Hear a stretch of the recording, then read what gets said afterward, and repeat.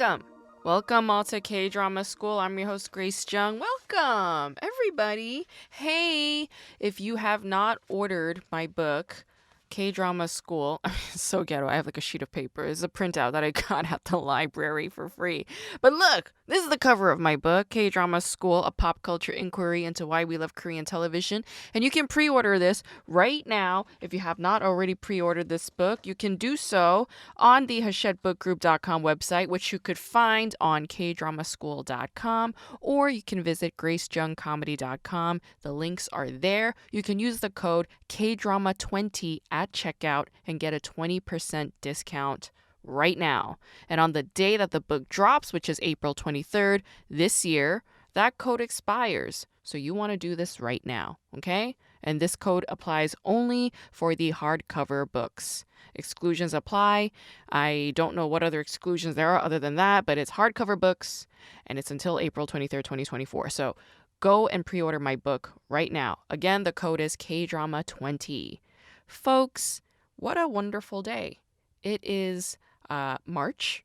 Can you believe it? It's March already. Oh my gosh, I can't believe it, but it is. And it's still Pisces season. So if you have birthdays this week or next week, happy birthday. Happy birthday to my March Pisces people. I had such a good day today. So at work, I dealt with a couple of people who, initially came off as kind of grumps. And these were like, men, grown men. There was this one guy, he's like a tall guy, like stocky, bald. He had a wife. He's like very masculine. And he was a little grumpy, but he wanted to ride the Batman motorbike. And so I was like directing him on the motorbike. And, like when I'm directing, I like make sound effects and I like, I amplify my voice. I get very like animated and affected. And people like that. They respond to it like the way children do. And this guy was cracking up hysterically the whole time and just having a blast. And it was to the point where even after the video was done, he like got off the bike and he stood up and then he like keeled over and he was like hysterically laughing while his wife was staring at him. And it was such a beautiful moment. I was just like, thank you so much. You're helping me a lot right now. Like, yeah, that's why I do it. It's very satisfying for me to see people have a really good time. That's why I'm a comedian. That's why I'm a performer. That's why I do what I do. I want to see you have the best time ever. Okay? And if you're doubled over laughing your ass off, then I'm on the moon. All right? I am like on cloud 9. And then there was like this other gentleman, way older. I'm talking like 70s. Okay? He is like, one of these old guys who just like doesn't give a shit. Nothing you do will impress him. But the moment he got on that bike, he was like a transformed little kid, just having a blast. And he made me laugh hysterically, because it was just like so out of left field. I was dying laughing watching this old dude who went from crotchety, silent, mute person to being on this bike and acting like a 4-year-old. I'm like, you made my day. So it was good. I love having guests like that. So thank you to those guys. God bless them.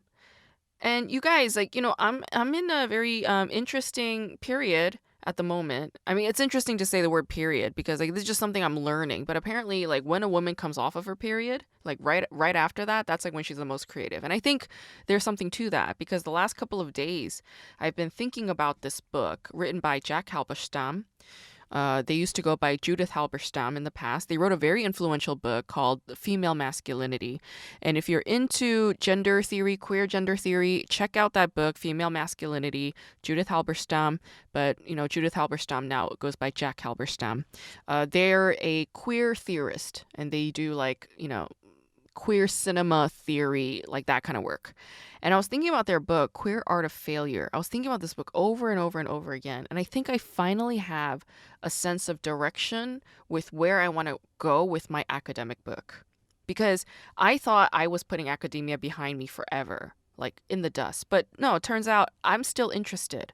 There's a part of me that's still invested in the academic work if it is tickling my senses, all right? And the way that it's tickling me right now is like through this queer theory and through the notion of failure, and then through this other notion that I'm going to not talk about right now, but I'm going to start writing about. And I'm very excited for it. And that now leads me into talking about the show of the day, of the week, which is Captivating the King. Have you seen this show, Captivating the King? It is really, really good. It is written by Kim Sun-deok, who I don't know this person. Kim Sun-deok is a woman, and she's written 3 other shows besides this, all right? So she wrote some like drama special thing like back in 2011, and then she wrote The Great King's Dream back in 2012. I've never heard of this. And then she wrote The Crowned Clown. Never heard of that. And then she wrote Captivating the King 2024. So yeah, I mean, she's a good writer, it seems like, but I haven't seen her other stuff, and her MO seems to be period pieces. Okay, so this is a period piece. It's not based on reality. This is like a made up fictional period piece, and it's a queer one. All right, it's queer similarly to the way Mr. Queen is queer, and it's queer similar to the way the King's affection is queer. It's similar to the way that, you know, all of these like cross-gender, cross-dressing, cross-gender play, Joseon dynasty period pieces tend to be. Like, you know, and I was thinking like, well, why? Why does it have to be a king? You know, like what makes a queer king a queer text? And I was thinking like, it could work in 2 senses, all right? Because first of all, back in the day, and I'm just saying back in the day like in a very generic sense, but like, you know, during like the Goryeo dynasty, you know, there used to be actually kings that were openly gay. And I'm sure like, you know, during the Joseon dynasty too, Shilla dynasty, like all of them, you know, there were always like these like really gay kings. And there used to be an actual like team of soldiers who were dedicated to the king, to protecting the king. But not only that, but they would go and have sex with him. Yeah. Actually, oh my God, there's a show on Viki right now. I think it's called Goryeo versus Khitan. Yeah, so there's this like there was Goryeo dynasty, and in the Goryeo dynasty, one of the kings of the Goryeo dynasty, he was like very, very openly gay, and he had like a bunch of like gay concubines, basically, you know, men who were concubines, and they would just like have sex with him, you know, like sing and dance with him. It was like a very queer festival kind of situation. So check out Goryeo versus Khitan if you want to. I think it's like the Battle of Goryeo and Khitan. Anyway, check it out. It's on Viki, and you'll see, like, again, like this gay king, like this was like an actual person who reigned during this period. But it's like, why is it that these period pieces with these kings are very like openly and confidently gay, whereas with K-dramas it tends to be very hetero? Like, what's that about? Except for the BL genre, the boy love genre. Okay, that is like straight on, like full on, they're super gay. But when it comes to like these mainstream targeted dramas, why do they continuously emphasize the hetero part? And then if they want to talk about some gay stuff, then it has to be in the context of like ancient past. Why is that? What's progressive about it and what's regressive about it? I think the progressive part, well, let's talk about the regressive part, is to say like, well, it's like Koreans used to be gay. It's like if we talk about gayness back in ancient times, then it's like we're safe enough to talk about it. Oh, it could be looked at in that perspective, from that perspective, and that would still be valid. But it could also be seen in a different way. It's like if we want to turn this into a progressive text for queer people now, you know, like repressed queer identifying folks in South Korea or in other parts of the world, if they're watching this and they don't feel supported by their community, they're like watching this gay king be super gay. And it's like, he's the king. You know, there's nobody else above him. It's like he's the king and he's being super gay. It's like perhaps that could be a supportive thing, like a progressive move for the queer community. It could be read that way. So it could go either way. But I want to talk about something a little bit more specific, because Captivating the King, first of all, okay, I love Cho Jung-seok. I love Cho Jung-seok so much. I think he's such a talented actor. Super talented. Like, this guy, he comes off as gay. I mean, Cho Jung-seok is, Gosh, and if you think about it, he's actually a queer icon. Because let's consider this, all right? Cho Jung-suk, he's like, he's not tall. He's not particularly handsome. He's a good actor. He's a great actor. He likes to do musicals. All right. He did Hedwig and the Angry Inch. Yeah, he played Hedwig, the Korean musical version. Yeah. So I mean that's like a pretty gay ass move, but he's not gay. At least in his quote unquote real life, like he's married to the singer Komi, who was a huge diva. All right. She sang that song "You Are My Everything" for Descendants of the Sun. All right. Like class A diva, okay? And I feel like marrying a diva is a pretty gay ass move, all right? If we, think about like Judy Garland, for example, all right? Like so many gay men married Judy Garland. So it's like, all right, Cho Jung-suk, are you gay? That doesn't matter. It doesn't matter. Like, regardless of what his actual sexuality may be, all right? He may be like a Tom Cruise sexuality. Whatever his sexuality may actually be is a non issue. He is a queer icon to me because A, he's married to Kumi, and B, he's a really like brilliantly talented actor. C, he likes to do musicals. And D, like he's a very unlikely male lead. And yet he plays the male lead constantly. Constantly. Because like I said, he's like a Tom Cruise. He's like short. He's short. He's not particularly like that like good looking. I guess Tom Cruise is like okay looking, but like he's not my type. I don't know. Yeah, Cho Jung-suk is just a Tom Cruise sexuality to me. So that makes him a queer icon to me because Tom Cruise is a very queer icon as far as I'm concerned. And Cho Jung-suk is playing this king who falls in love with his Ki-dae-ryung. A Ki-dae-ryung is the king's Baduk companion, all right? And Ki-dae-ryung is a cross-gender playing man but has a woman's body, all right? But is basically like a cross-gender male, transgender male, but in a woman's body, okay? And Shin Se-kyung is playing the Ki-dae-ryung, playing Kang Hee-soo, aka, Mongu. Mongu is the nickname that the king gives them. All right? Now, what's queer as hell about that?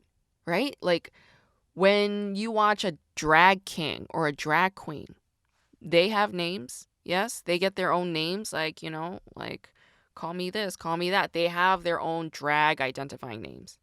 When a person transitions from one person to another, like they will go and adopt a new name, their new identity name. They will often do that. Not always, but a lot of the times they will. And so Mongu is this queer name given from the king to Ki-dae-ryung, and they adopt it, and then they just go with it. And the king never finds out what the name is until like the very, very last episode. Like literally 2 seconds before the show's over. That's when they find out. Well, that's when the king finds out. But till then, the whole time, like Ki-dae-ryung is known as Mongu, the affectionate name that the king gives to the Ki-dae-ryung. And the king falls in love with the Ki-dae-ryung, like as a man. And that's something we've been seeing more and more and more in these cross-gender play kinds of queer K-dramas set in these past dynasties, Joseon dynasty or Goryeo dynasty, Silla dynasty, whatever, in the past, yes? Fictional or not, yeah? And I feel like that's a pretty queer-ass move. But here's the queerest thing about this show that I absolutely admired. Again, it has nothing to do with whether or not like they're gay or they're fucking as gay or, smooching as gay. It has nothing to do with that, all right? And more has to do with conformity. Okay, how can we look as queerness as a way to, deny, reject status quo, to be defiant against conformity and the status quo? We could look at queerness in terms of that realm. Okay, and this is where Judith Halberstam's book, The Queer Art of Failure, comes in. Like, what is queer about failure? Well, if everybody's so hell-bent on success in our capitalist heteronormative society, then failure becomes the queer alternative. And so it's like, go ahead and fail. Go ahead and fuck up. Then you're championing the queer language, queer world, queer theory, queer realms, Be queer, or you're queering the system by failing. And Ki Dae-ryung is queering this notion that, or Hisu rather. Let's just go by her female name. Hisu is queering the notion that she necessarily needs to become queen. Yeah. Yeah, spoiler alert, she doesn't become queen. She doesn't. And yet the king is dedicated to her. Oh my God, this show has so many levels, like layers of queerness. All right, let's talk about this other fact.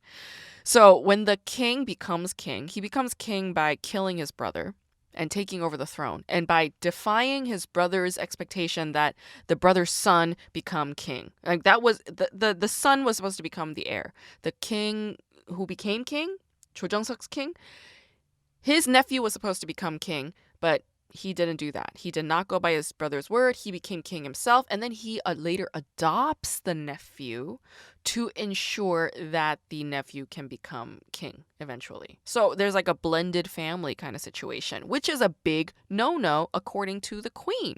The queen, the queen mother, the dowager queen, she is the one that's all like hell-bent, like heteronormative, like, super ambitious, like super, by the book, A-type, She was being all crazy. She's like, you have to bear a son, bear a child, la la la. And the king's like, I don't want to. I don't want it. The other thing is, the king, he doesn't have sex with women. So they say.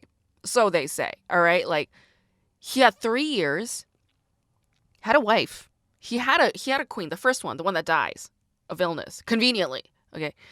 He had a wife. He had all these mistresses, all these concubines, were women throwing pussies at him. And he's just like, no, thank you. I'm not interested. But why?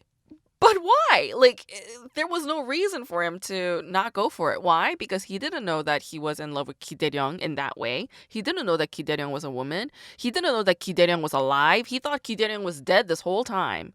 So what? Like, he was just mourning Ki Dae-ryung or waiting for somebody like that to come back, and he's just gonna remain chaste? The king is gonna stay chaste with all this? You need to know something, okay? When a king is king, every single vagina in that kingdom is his. All right? Like, he could see like a servant girl walking, be like, she's cute. Send her to my quarters. He has sex with her, and then she becomes a concubine. It's like that. It's that easy. And that's what kings used to do. That was like the benefit of being a king. You could go and like fuck whatever bitch you wanted. That was like the sexist fucked up thing that they did in the past. This show is implying that the king remained chaste the whole 3 years. Isn't that queer as fucking hell? Isn't that fucking crazy queer? I think so. There's something about the asexuality that he retained during those 3 years, showing no interest in pussy all those 3 years. That is queer as hell, right? And then the queen dies, conveniently. Now, this Ki Dae-ryung person shows up. He finds out that the Ki Dae-ryung is a woman, and then they sleep together. Yeah, but even before then, he says to Ki Dae-ryung, I like you. Like, I'm attracted to you. I have feelings for you. And, it was just like a thing. It was like, he was like, I'm not like gay for everybody, but I'm gay for him. Oh, that's love. That's not even queer. That's love right there. This is fucking love.